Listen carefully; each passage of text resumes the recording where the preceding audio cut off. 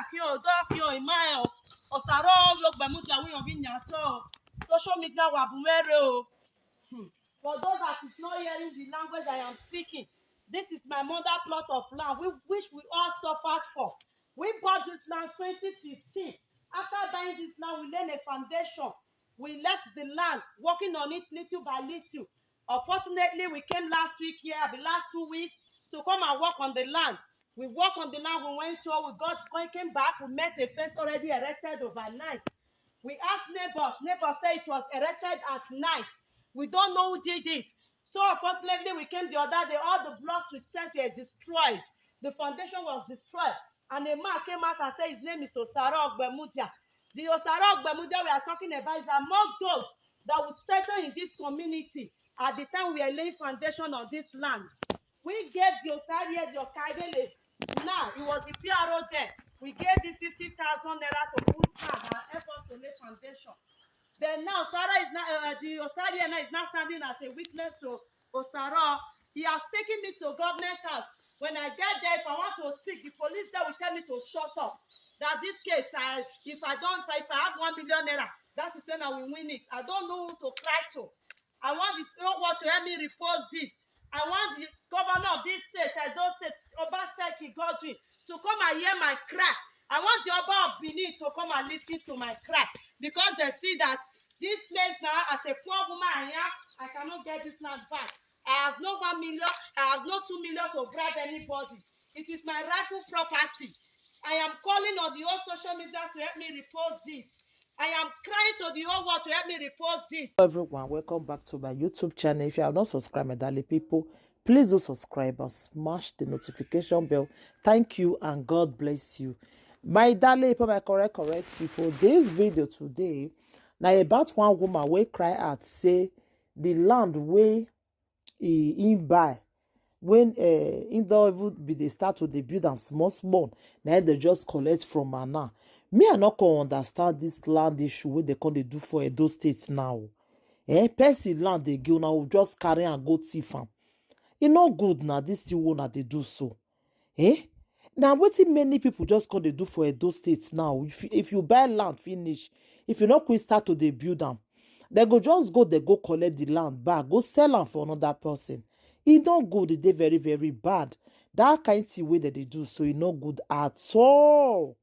So as I see this video, the thing just shocked me. The woman is crying, say, make people come to your rescue.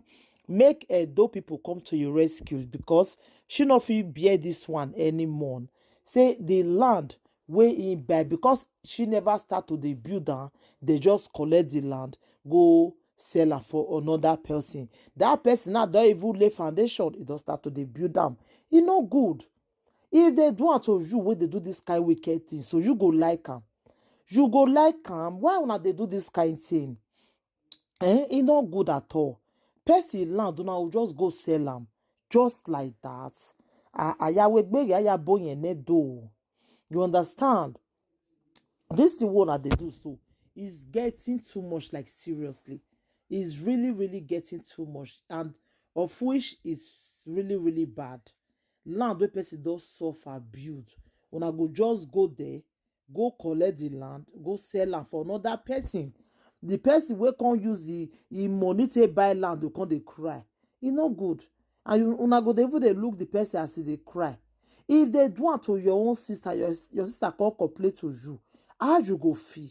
You go feel bad. E no good at all. This thing what they do so very bad. Our Oba, our second God, you need to really talk for this matter. Will be say they can't they do now for Edo State. How una go just sell land for person finish? Una go carry the land, go sell am for another person. The person wey get land go come begin dey cry. If not be social media, now this kind of things they use Facebook, they do. If not be say our Edo people can't change am, come be say na so saga for everywhere. You understand? Now this kind of thing. You understand? Because if not be social media, we for not they know what they happen for inside Abule. We for not know what they happen. Now so we go just there, we go to see everything they okay. We not go know say things they read they happen. If not be social media wey come make us dey see things we for no know. Very very bad, very very bad. For person money wey dey take buy im own land, una go come go carry am go sell am for another person.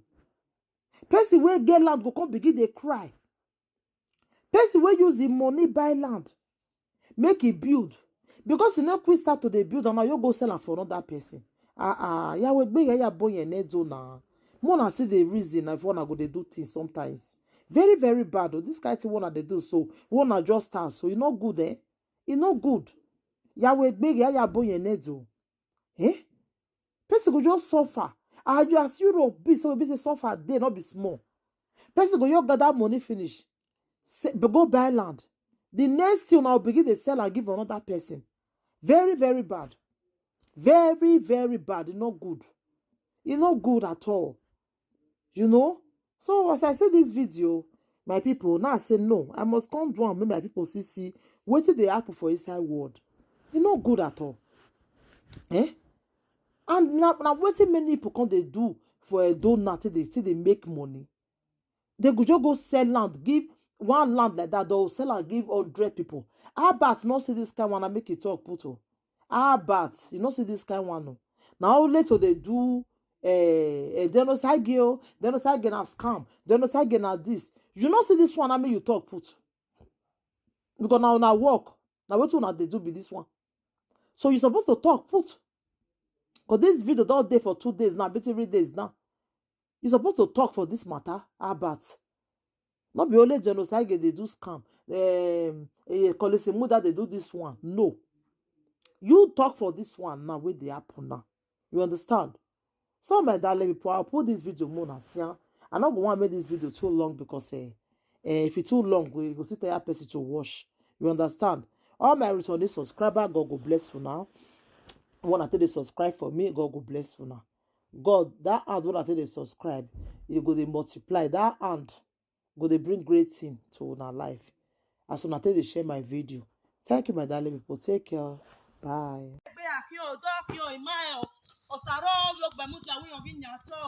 Social media for those that is not hearing the language I am speaking, this is my mother plot of land, which we all suffered for. We bought this land 2015. After buying this land, we laid a foundation. We left the land, working on it little by little. Unfortunately, we came last week here, the last 2 weeks, to come and work on the land. We worked on the land, we went to, we came back, we met a fence already erected overnight. We asked neighbors said it was erected at night. We don't know who did it. So unfortunately, we came the other day, all the blocks we set were destroyed. The foundation was destroyed. And a man came out and said his name is Osaro Ogbemudia. The Osaro Ogbemudia we are talking about is among those that would settle in this community at the time we are laying foundation on this land. We gave the Osari the Okadele. Now, it was the PRO there. We gave him 50,000 naira to put sand and help us to lay foundation. Then now, Sarah is now, the Osari is now standing as a witness to Osaro. He has taken me to government house. When I get there, if I want to speak, the police there will tell me to shut up. That this case, if I have 1 million naira, that is when I will win it. I don't know who to cry to. I want the world to help me report this. I want the governor of this state, Edo State, Obaseki Godwin, to come and hear my cry. I want the Oba of Benin to come and listen to my cry. Because they see that this place now, as a poor woman I cannot get this land back. I have no 1 million, I have no 2 million to bribe anybody. It is my rightful property. I am calling on the whole social media to help me report this. I am crying to the whole world to help me report this. Papa Edomade, that was the one that sold this land to me. I did every necessary thing with the community. I settled the community. The same people who I settled, who helped me to lay the foundation, are the one writing petition, fighting me. Anytime I come to work, they will bring guns to trace me out of the land. I am tired. I have no money. I have nobody to cry to. He said if I want to go and curse, I should call my husband. I'm a widow. You people should come to my rescue. The government should come to my rescue. I am sick and tired. My life is at stake here. Every day with guns everywhere. I am tired. Please, the government should come to my rescue. Chief Godwin Obaseki should come to my rescue. The Oba of Benin, Oba Iretiawa II should come to my rescue. I am pleading to the whole world to report this and come to my rescue.